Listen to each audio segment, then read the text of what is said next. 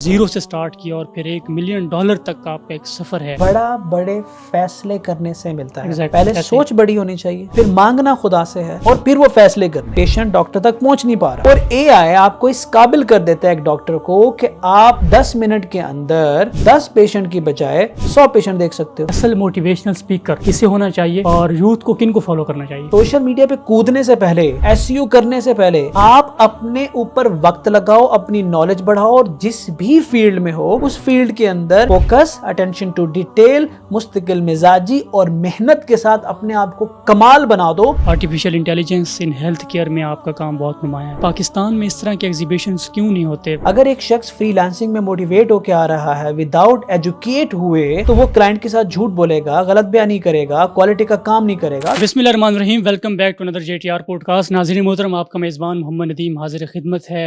आज मेरे लिए बड़ा ऑनर है कि आज मेरे पॉडकास्ट में बहुत ही अहम शख्सियत, दिल से मैं उनकी कदर करता हूँ, भाई इरफान मलिक साहब। माशाल्लाह एक जाना पहचाना नाम, बल्कि एक ब्रांड है। पूरी दुनिया में ट्रैवल करते हैं और लोगों को अपनी हद तक कोशिश करते हैं हकीकी मानों में मोटिवेट करने की। और डेटा साइंटिस्ट हैं, आप उनको जानते हैं, और आर्टिफिशियल इंटेलिजेंस के ऊपर बड़ा काम है, बड़ा नुमायाँ उनका काम है। और पूरी दुनिया में वो ट्रैवल करते हैं, बतौर एग्जीबिटर के वो सफ़र करते हैं और दुनिया को गाइड करते हैं। आज हमारे पॉडकास्ट में मौजूद हैं। हमारे लिए ये एजाज़ सर, बहुत शुक्रिया आप तशरीफ़ लाए। सबसे पहले तो आपने जैसे अभी बात की सेशन में कि आपकी जो जर्नी है ये बड़ी माशाल्लाह मोटिवेशनल है कि आपने बिल्कुल ज़ीरो से स्टार्ट किया और फिर $1 मिलियन तक का आपका एक सफ़र है। थोड़ा सा मुख्तसरन बताइएगा कि ये कैसे तय हुआ और कितने अप एंड डाउन्स हैं चीज़ें? देखिए, सक्सेस स्टोरी नाम की तो खैर दुनिया में कोई चीज़ होती नहीं है, क्योंकि जब तक आपकी सक्सेस की क्राइटेरिया और डेफिनेशन मुख्तलिफ है, मेरी सक्सेस का क्राइटेरिया और डेफिनेशन मुख्तलिफ है जी। और जो मेरा क्राइटेरिया है और जो मेरे हिसाब से जो कामयाबी है, मैं वहाँ पहुँचा ही नहीं हूँ। अच्छा। तो इसलिए मैं आपको माजरत के साथ इसको कामयाबी की स्टोरी या कहानी में से कह नहीं सकता, क्योंकि अभी मेरा बहुत लंबा सफ़र बाकी है। सही। और अगर किसी को ये लगता है कि मैंने $50 से $1 मिलियन फ्रीलांसिंग में $2 मिलियन तक एक्चुअली किया हुआ है, अगर वो मैंने करके कामयाब हो गया हूँ, तो आप भी गलत सोच रहे हैं। ठीक है, कामयाबी ये नहीं है, ये एक रास्ता है, ये एक ज़रिया है, ये कुछ स्टेजेस हैं जो अगर आपने अचीव कर ली, खुदा का शुक्र अदा करें, लेकिन कामयाबी हो रहा है। इसको कामयाबी के लिए डिफ़ाइन मत करें। अब मैं ये ज़रूर बता सकता हूँ कि ये कैसे पॉसिबल होता है। जी। जब मैं आप लोगों के स्टूडेंट से बात कर रहा था तो मैंने बता रहा था कि यार ये मत सोचो कि आप कितने गरीब हो, ये मत सोचो कि आप कहाँ पे हो, आपने अपनी सोच को बड़ा रखना है। और मैंने जब अपनी स्टोरी बताई थी और उसमें मैंने ये बताया था कि मैंने ऑफिस बॉय से स्टार्ट किया और फिर कैसे मैंने मुख्तलिफ जगहों पे काम किया, कॉलेज नहीं पढ़ सका, यूनिवर्सिटीज़ नहीं जा सका, दुरानी साहब ने मेरी बहुत मदद की, फिर मुझे वर्चुअल यूनिवर्सिटी से पढ़ना पड़ा, आया मैं लाहौर में आया, यहाँ मुख्तलिफ काम किए, software intern, associated software engineer, head of department तक पहुँचा। और जब फ्रीलांसिंग की दुनिया में आया तो $50 से स्टार्ट किया। अच्छा। और वो क्यों? वो सिर्फ इस वजह से कि यार आपने मांगना जब खुदा से है और उसके ख़जानों में कोई कमी भी नहीं है, तो उससे बड़ा मांगो।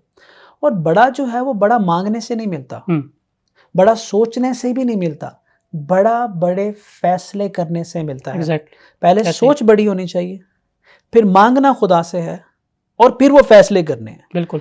बहुत मुश्किल फ़ैसला था मेरी ज़िंदगी में यार, एक अच्छी खासी stable job as a head of department छोड़ना, फ्रीलांसिंग की दुनिया में आना और $1000 का प्रोजेक्ट सिर्फ $50 में करके देना।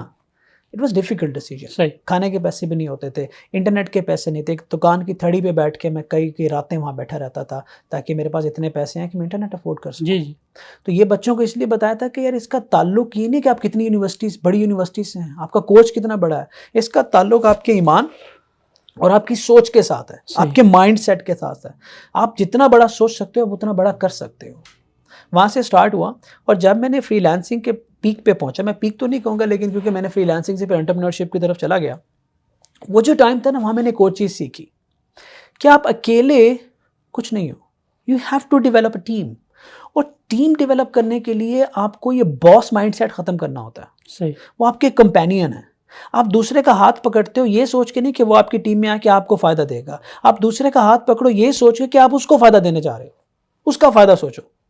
जब आप उसका फ़ायदा सोचोगे वो दिल से आपको फ़ायदा देगा और अल्लाह की बरकत भी साथ ही आएगी। लेकिन जब आप उसको लेके आ रहे हो ये सोच के कि वो आपका बिजनेस बढ़ाएगा, तो भाई नहीं होने वाला। 97% फेलियर रेट है यहाँ पे। आप देते जाओ, सिखाते जाओ, आगे बढ़ते जाओ। ठीक है। मैं अपने लोगों को, जो शुरू के 3-4 लोग थे, पूरी रात बैठकर उनको सिखाता था।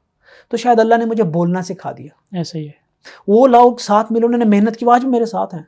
उन्होंने कंपनी को उठा दिया। मैं उन्हें कह रहा हूँ, मैं अपने आप को क्रेडिट नहीं दे रहा। बड़ी बात है। 3 इंटरनेशनल 3 मुल्कों में हमारी कंपनी, मेरी कंपनी को मेरी जरूरत नहीं है, वही लोग ही चला रहे हैं जो शुरू में मेरे साथ मिले। उन्होंने उठाया। क्यों? क्योंकि दिल साफ था। तो फिर आप देना सीखो, बांटना सीखो, इल्म भी और पैसा भी, और फिर आगे बढ़ते चले जाओ और फैसले करते जाओ। मैंने आज भी आपको बताया था कि मैंने आज भी बहुत बड़ा फैसला किया, जहां मैं ये सब कुछ फिर से छोड़ रहा हूं और फिर से एक नई दुनिया में जा रहा हूं। क्यों? क्योंकि यार, अगर आपने कभी किसी इंसान की मदद करनी है, किसी को मोटिवेट करना है ना, तो आपको इंस्पिरेशनल लीडर बनना पड़ेगा, और उसके लिए सबसे ज्यादा कुर्बानी पहले आप ही को देनी है। बिल्कुल। आप कुछ बन के दिखाओ, दुनिया आपको फॉलो जरूर करेगी, अगर आपकी नीयत साफ है तो कामयाबी का कोई शॉर्टकट नहीं है। शदीद मेहनत, खुदा पे यकीन, बड़े फैसले, लोगों की मदद और चलते रहना मुस्तकिल मिजाजी के साथ ही है। बेहतरीन बात। Artificial intelligence in health care, इसका जो इस्तेमाल है, इसका जो फ्यूचर है, आप इसको थोड़ा डिफ़ाइन कीजिएगा। अभी तक पाकिस्तान में हम कहाँ खड़े हैं इस फील्ड में? या पाकिस्तान में तो हेल्थ केयर सेक्टर के लिए एक ही अल्फाज है मेरे पास, वो है बेड़ा ही गर्क हुआ होगा। मैं दुनिया के हेल्थ केयर सेक्टर्स को स्टडी करने के बाद बता रहा हूँ। ठीक है। यहाँ हेल्थ केयर प्रोवाइड करने वाले भी परेशान हैं, डॉक्टर्स भी परेशान हैं, पेशेंट्स भी परेशान हैं, और जितने लोग बाकी जो कनेक्टेड इदारे हैं वो सारे परेशान हैं। वजह कि स्ट्रक्चर ही ठीक नहीं है। क्यों? टेक्नोलॉजी नहीं है, विजन नहीं है, लॉन्ग टर्म प्लानिंग नहीं है। और अगर आप कुछ नहीं कर सकते तो आप एटलीस्ट टेक्नोलॉजी का मिनिमल यूज़ तो लेके आए, इसके अंदर ये आएगा, लेकिन हमारा मिनिमल यूज़ भी नहीं है। और मैं अपने हेल्थ केयर सेक्टर के बारे में एक बात करता हूँ, और ये ज़्यादातर मुल्कों में अप्लाई होती है, कि हम हेल्थ केयर में एक्चुअली इनकम्पैटिबल हो गए, AI इनकम्पैटिबल, कि अभी हम डिप्लॉय करना भी चाहें तो हमें AI डिप्लॉय करने के काबिल होना पड़ेगा by revamping our basic structure. UK के अंदर इस वक्त 7.7 मिलियन पेशेंट्स अपनी अपॉइंटमेंट का वेट कर रहे हैं फिजिशियन के साथ। अच्छा, इतना पाइपलाइन है कि पेशेंट डॉक्टर तक पहुंच नहीं पा रहा, और AI आपको इस काबिल कर देता है एक डॉक्टर को कि आप 10 मिनट के अंदर 10 पेशेंट की बजाय 100 पेशेंट देख सकते हो। मैं जस्ट एक एग्जांपल दे रहा हूं कि आपकी प्रोडक्टिविटी 10-20 टाइम्स ऊपर चली जाएगी पेशेंट देखने की, क्योंकि AI 70-80% वर्कलोड ले सकता है। क्योंकि ह्यूमन का टच जरूरी होता है एट द एंड ऑफ, तो फिर आपने उसको, डॉक्टर ने सिर्फ ह्यूमन टच देना होता है, वेरीफाई करना होता है AI की फाइंडिंग्स को। और हर जगह AI अप्लाई हो सकता है, इमेज रिकॉग्निशन से लेके टेक्स्ट तक, हिस्ट्री कलेक्शन तक, हर जगह AI बहुत ग्रूम कर चुका है, पर हमारे यहाँ इंप्लीमेंटेशन नहीं है। और उसकी सबसे बड़ी वजह कि शुरू से लेके आज तक हमने अपने डेटा की कदर ही नहीं की, हमने अपने डेटा को वैल्यू ही नहीं दी, हमने अपने डेटा को स्ट्रक्चर ही नहीं किया। हमारा डेटा इस्तेमाल करके बाकी हेल्थ केयर सेक्टर्स फायदा उठा रहे हैं दुनिया के, और हम अपने ही डेटा से फायदा नहीं उठा पा रहे। बिल्कुल। There are multiple complication in our health sector, but AI doctor और पेशेंट दोनों की जिंदगी आसान कर सकता है। AI can save lives, we have to understand that, and और हमें ये अर्जेंट बेसिस पे डिप्लॉय करना पड़ेगा। अच्छा सर, ये बताइएगा कि फ्रीलांसर्स का ये सवाल होता है कि बड़े क्लाइंट्स को कैसे हंट करना है, इसके ऊपर आपकी राय? बड़े क्लाइंट को हंट करना, बड़े क्लाइंट मारने ऐसा कुछ नहीं होता। ये माइंडसेट ही गलत है कि बड़े क्लाइंट को ढूंढा जाता है। बड़े क्लाइंट को ढूंढा नहीं जाता, बड़े क्लाइंट को अट्रैक्ट किया जाता है। बड़ा क्लाइंट खुद आएगा आपके पास। You are no one. कभी देखा है कि एप्पल अपने फोन लेके गलियों में फिर रहा हो? बिल्कुल नहीं। अब बड़े क्लाइंट को ढूंढते कैसे हैं? आपको कॉम्पिटेंट बनना है, आपको ब्रांड बनना है। और ब्रांड बनने की जब बात करूंगा, सबसे पहले बच्चों के माइंड में आ गया कि सोशल मीडिया पे छा जाओ। और नहीं भाई, सोशल मीडिया पे आप क्या कर रहे हो वो ज्यादा मैटर करता है एज कंपेयर टू कि आपके फॉलोअर्स कितने हैं, आपको कौन लोग फॉलो कर रहे हैं, ये ज्यादा मैटर करता है। बिल्कुल। कितने फॉलोअर्स मैटर नहीं करते। सोशल मीडिया पे कूदने से पहले, SEO करने से पहले आप अपने ऊपर वक्त लगाओ, अपनी नॉलेज बढ़ाओ, और जिस भी फील्ड में हो उस फील्ड के अंदर फोकस, अटेंशन टू डिटेल, मुस्तकिल मिजाजी और मेहनत के साथ अपने आप को कमाल बना दो। उसके बाद जब आप सोशल मीडिया पे आओगे तो एक नालायक आदमी जो सोशल मीडिया पे ट्रैक्शन 5-10 साल में हासिल करता है, एक लायक आदमी वो 5 महीने में हासिल कर लेगा। बिल्कुल।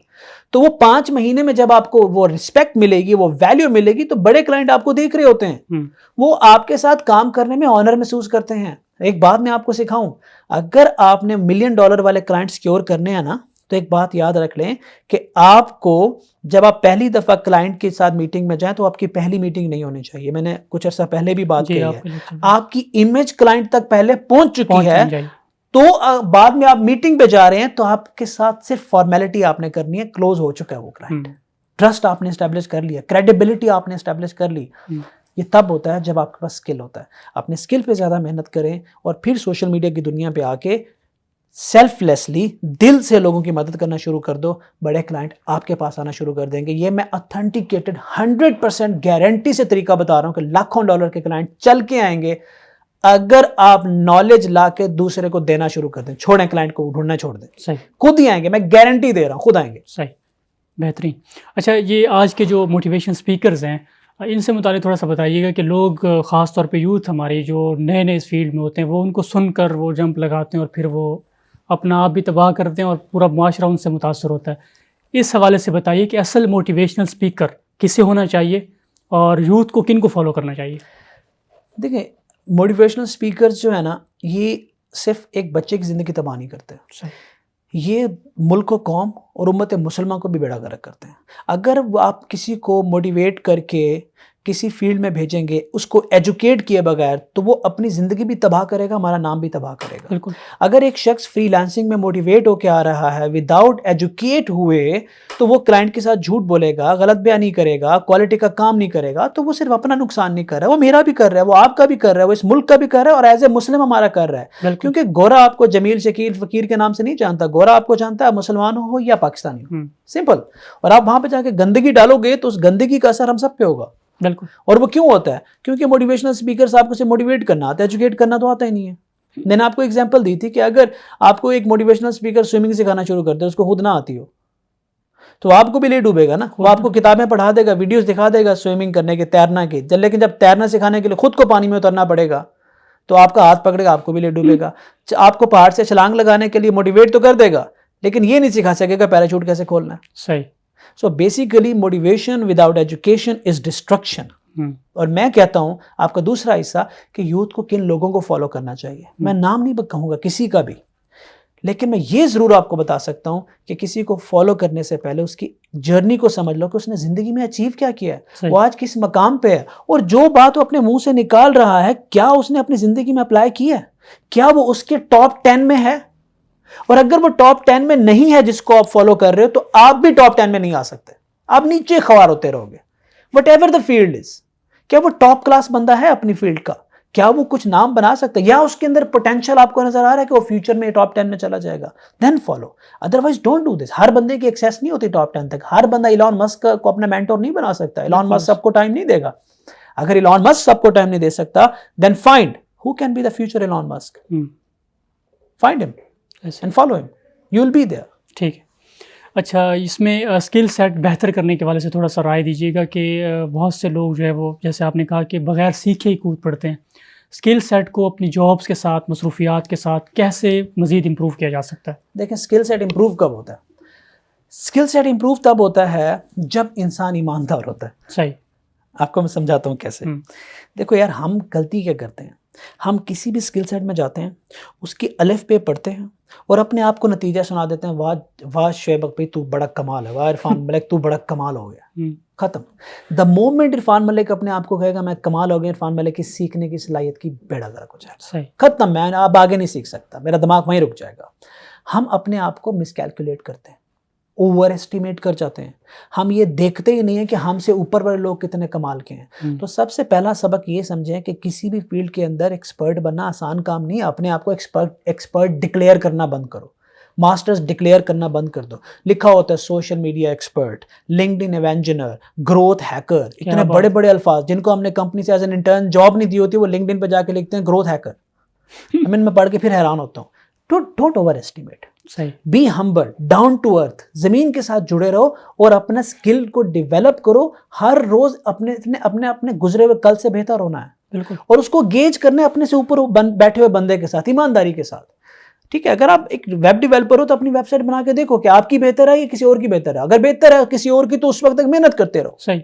लेकिन प्रूवन स्किल सेट के लिए आपको पहले ईमानदार होना है। और फिर क्या करना है, फिर एक बात समझनी है कि स्किल सेट ओवरनाइट आपके अंदर ट्रांसफर नहीं होता। स्किल सेट वो चीज़ है जो with the passage of time आपकी पर्सनैलिटी का हिस्सा बनता है। Gradually. Whatever you are doing, kitchen run करने के लिए अपनी ज़िंदगी का एक डेडिकेटेड टाइम निकालें, डिसिप्लिन के साथ किसी एक चीज़ को पकड़ें, एतमाद के साथ, ट्रस्ट के साथ, यकीन के साथ, और फिर उसमें बेहतर होते जाएं आप। इवेंचुअली आप खुद को कर लेंगे। अपने आप को वक्त दो, पैनिक मत करो खुद को। ये जो लोग कहते हैं ना, सर मैं 1 साल में ये सीखूंगा, मैं 2 साल में ये सीखूंगा, मैं उन स्टूडेंट से कहना चाहता हूं, स्टॉप सेइंग दिस। जब भी आप अपने ब्रेन को लिमिट करते हैं, टाइम बाउंड कर देते हैं, तो क्रिएटिविटी मारी जाती है, वो एक रेस में आ जाता है। और स्किल जो है ना, कमाल का स्किल सेट जो है ना, वो रेस के दौरान नहीं बनता। मैं आपको कहूं कि यार ये मैं आपको एक आर्टिकल पढ़ दे रहा हूं, ये आर्टिकल पढ़ो, और बड़े सुकून के एनवायरनमेंट देता हूं, आप उस आर्टिकल को पढ़ रहे हो, मैं आपको कोई डेडलाइन नहीं देता, आप उस आर्टिकल को पढ़ोगे, फिर पढ़ोगे, समझोगे, और फिर उसकी स्पीच देनी है तो कमाल की दोगे। अब मैं आपको सिनेरियो चेंज करता हूँ, मैं वही आर्टिकल देता हूँ और कहता हूँ कि यार जाओ बाहर हाईवे के दरमियान में खड़े हो जाओ, आपने गाड़ियों की टक्कर से भी बचना है और ये आर्टिकल भी पढ़ना है, ठीक है, और मुझे आधे घंटे में आर्टिकल रेडी करके दो, और फिर टॉक दो। दोनों टॉक्स में फ़र्क होगा, दोनों की नॉलेज जो एक्सट्रैक्ट की उनमें फ़र्क होगा। क्यों? क्योंकि एक ने ब्रेन को पैनिक स्टेट में डाल दिया और फिर वो उस नॉलेज गेन के प्रोसेस में आया, और एक तरफ आपने अपने आप को वक्त दिया। बिल्कुल। हमारे यहाँ पैनिक इतना हो गया, हम बेसब्री इतनी आ गया, नफ्सा नफ्सी इतनी आ गई कि हमने अपने आप को वक्त देना छोड़ दिया, इसलिए हम हर फील्ड के बॉटम में बैठे हुए हैं, उस फील्ड के टॉप पे नहीं आ रहे, क्योंकि हमें हर काम ही जल्दी करना है। और जिस काम को 5 साल चाहिए उसको 5 साल दो ना, उसको क्यों 1 साल के। यहाँ पे कोई बाबा जी पोस्ट लगाएंगे, आए मैं आपको 1 महीने में $1 लाख कमाना सिखाता हूँ, 6 महीने में $1 लाख कमाना भरा पड़ा सोशल मीडिया। हाँ, और वो लग जाएंगे उस $1 लाख के चक्कर के अंदर, लाल बत्ती रुल गए ट्रक की बत्ती के पीछे। भाई जिस चीज को जितना वक्त चाहिए ना उसका हक अदा करो। फिर अल्लाह जो है ना नाइंसाफी नहीं करता। एक बंदा 5 साल की मेहनत लगा के वो 2 लाख के काबिल हुआ है, एक को 5 महीने के बाद कर देगा। हमें असूल तो समझो ना, कुदरत के भी तो कुछ असूल है। मेहनत करो, सब्र करो, अल्लाह देगा। अच्छा माशाल्लाह, आप मलेशिया का आपका सफ़र रहा और artificial intelligence in health care में आपका काम बहुत नुमाया है। पाकिस्तान में इस तरह के एग्जीबिशंस क्यों नहीं होते? आपको मलेशिया में बुलाया जाता है, आप वहाँ जाते हैं बतौर स्पीकर, आप वहाँ सर्व करते हैं, तो ये पाकिस्तान में ये कल्चर क्यों नहीं है अभी तक? क्या समझते हैं वजह? टेक्नोलॉजी के अंदर हमें अगले 50 साल का सोचना है। ठीक है। यूएई ने अगले 50 साल का प्लान करके जाइटेक्स में दिखा दिया। सऊदीया अगले 3 साल का प्लान करके बैठा हुआ है। हर मुल्क अगले 20-25 साल का जो तरक्की याफ्ता ममालिक का प्लान करके बैठे हुए हैं। हम 5 साल से ऊपर नहीं सोचते। गवर्नमेंट को बचाने के वोट के चक्कर से सड़कें पुलों से बाहर ही नहीं आ रहे। यार टूटी हुई सड़क पे अगर सफ़र करना पड़े तो कर लो ना। आप डेटा साइंस के लोग पैदा करो, आप टेक इमरजेंसी नाफिज करो, जो मैं आपको बार बार कह रहा हूँ, हर टॉक में कहता हूँ, खुदा के लिए टेक इमरजेंसी का रूल बनाओ इस मुल्क के अंदर। बिल्कुल। सड़कों पे रोड शोज कराओ, प्राइम टाइम के अंदर जाके टेक की बातें करो। हमारा यहाँ जो टीवी के प्राइम टाइम है एक दूसरे को गालियां देने में निकाली जा रहे हैं, मुल्क की रेपुटेशन खराब कर रहे हैं, एक दूसरे के खिलाफ कीचड़ उछालने में लगे हुए हैं, लोग स्पाइस को देख रहे हैं। इस प्राइम टाइम के अंदर इन गालियां देने वालों को उठा के बाहर फेंको, डेटा साइंटिस्ट लाके बिठाओ। बिल्कुल। एआई की बातें करो, दुनिया में क्या हो रहा है उसकी बातें करो। रूल भी है कि आपने एजुकेशन को 80% एजुकेशन को बातें करो, और एजुकेशन को प्राइम टाइम में लेके और इस खराफत को, गंदगी को लेके जाओ ऑफ टाइम में। बिल्कुल। मॉर्निंग शो के अंदर पढ़े लिखे लोग लाके बिठाओ। स्पाइस अप कर रहे हैं, लोगों की पर्सनल लाइफ को जाके उछाला जाता है मॉर्निंग शो के अंदर। शर्म नहीं आती इन लोगों को? वहां एजुकेशन नहीं है। और जो लोग मॉर्निंग शो में दूसरों की पर्सनल लाइफ को उठा रहे होते हैं, वो घर जाके अपने बच्चों को डेटा साइंटिस्ट बनाने में लगे हुए हैं। और अगर आपको इतना ही पता है कि डेटा साइंटिस्ट इतना जरूरी है, तो उसमें भी बात करो डेटा साइंटिस्ट की। दूसरों के बच्चों को भी बनने दो ना, खुला तजाद है, बनने दो ना दूसरे के बच्चों को। खुद को कमाल के स्कूल में पढ़ाएंगे, उनके लिए अलग इन्वायरमेंट है, और टीवी पे आके गरीब के बच्चे के लिए और ही दुनिया खड़ी कर दी है उन्होंने। सही बात है। तो इस तरह से तो नहीं जाएगा। अब ये फैसले कौन करेगा? गवर्नमेंट में बैठे हुए वो लोग। अगर उन लोगों को लाओगे जो जमीन से उठे हैं और टेक की दुनिया में कुछ किया है, आप उनको इंपावर करो, उनके पीछे खड़े हो जाओ, और उनको करने तो अगले 20 साल के फैसले। देखें कैसे आपके मुल्क में टेक्नोलॉजी नहीं आती।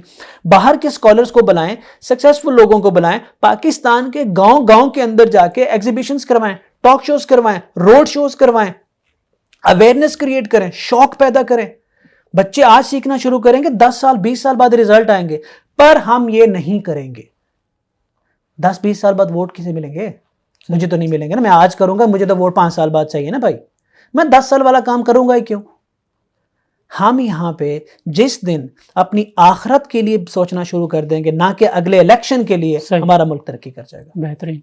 अच्छा, फ्रीलांसिंग में लैंग्वेज का जो बैरियर होता है, लोग समझते हैं कि लैंग्वेज बहुत ज़रूरी है इस स्किल को सीखना, तो इंग्लिश कितनी ज़रूरी है इस मैदान में उतरने के लिए?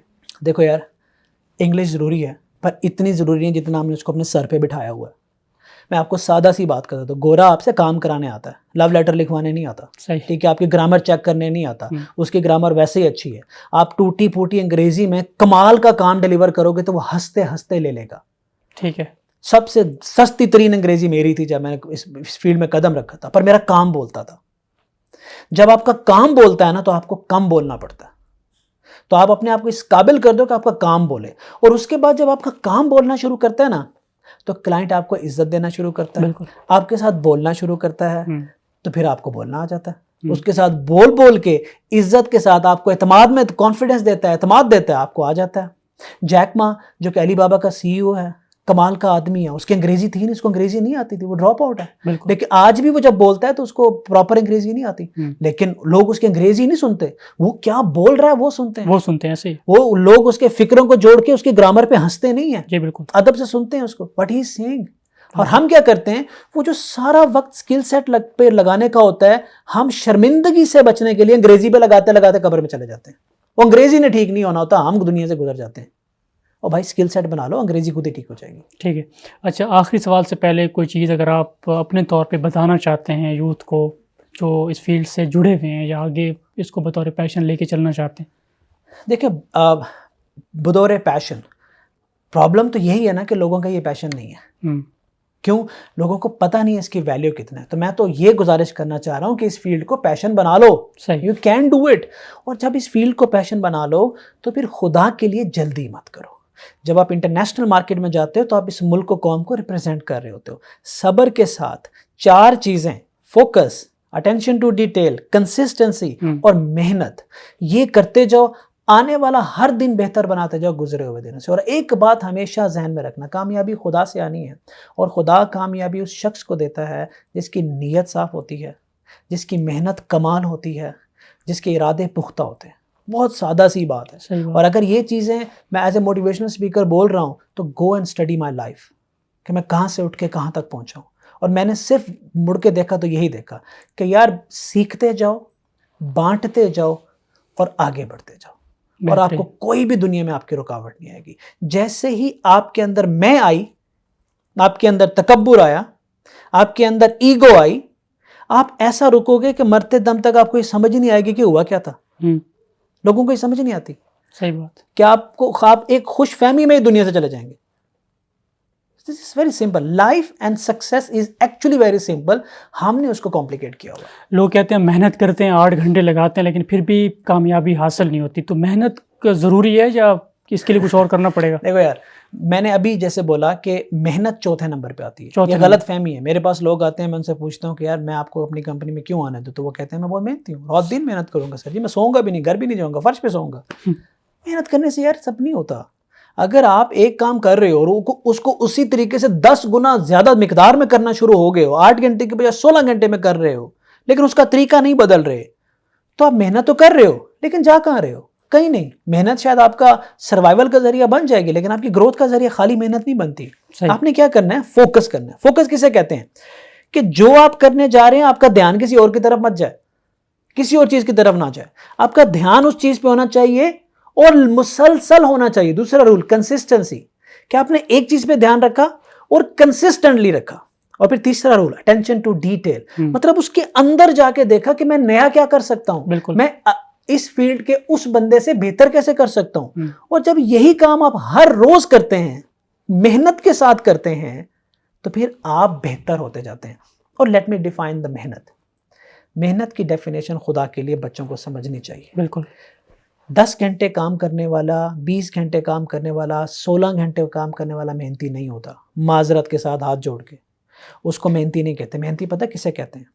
अपने ख़यालात को कंट्रोल करने पे मेहनत, अपनी ख्वाहिशात को कंट्रोल करने पे मेहनत, अपने जो फ़ोकस है उसको फ़ोकस रहने पे मेहनत, अपनी पर्सनैलिटी ग्रूम करने पे मेहनत, अपने आप को साबिर रखने पे मेहनत, पेशेंस रखने पे मेहनत कि मैं सब्र में जुड़ा रहूँ ज़मीन के साथ, अपने आप को डाउन टू अर्थ रखने पे मेहनत कि आजी के साथ आगे बढ़ता जाऊँ, दूसरे के साथ ताल्लुकात इस्तवार करने पे मेहनत, दूसरों को लीड करने पे मेहनत, ये सारी मेहनतें हैं। और इसका ताल्लुक 8, 10, 20 घंटों से नहीं है, बिल्कुल इसका ताल्लुक है हर रोज से। 24 घंटे की होती है ये। हमने मेहनत सिर्फ ये डिफाइन कर ली कि मैं कितने घंटे काम कर सकता हूं, ये है मेहनत। एब्सोल्युटली रॉन्ग, ये मेहनत नहीं है, लेबर। अच्छा, मैं माजरत के साथ जानवर भी मेहनत करते हैं। What is the difference then? हम जानवर से ज्यादा मेहनत तो नहीं कर सकते ना। कौन इंसान है जो गधे से ज्यादा मेहनत कर सकता है? फिर क्या फर्क है? हमारी मेहनत इन 5 चीजों पे है, ठीक है। वो उसकी नहीं है। तो ये मेहनत हमें करनी है। जामिद रशीद के बारे में कोई एक जुमला, कोई एक बात जो आपको अच्छी लगी हो, कोई एक सिफत आज आपने देखी हो जामिद रशीद की? यार 12 मिनट की आपकी एक वीडियो ने मेरा माइंड चेंज करके रख दिया।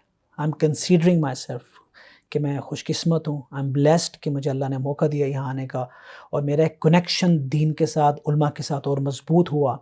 और वो ये जो मुझे चीज़ ने मुझे हिला के रख दिया वो था कि आप लोगों ने जो पहला डॉक्यूमेंट्री में वर्ड बताया ना, वो है mind set. Mind set is everything.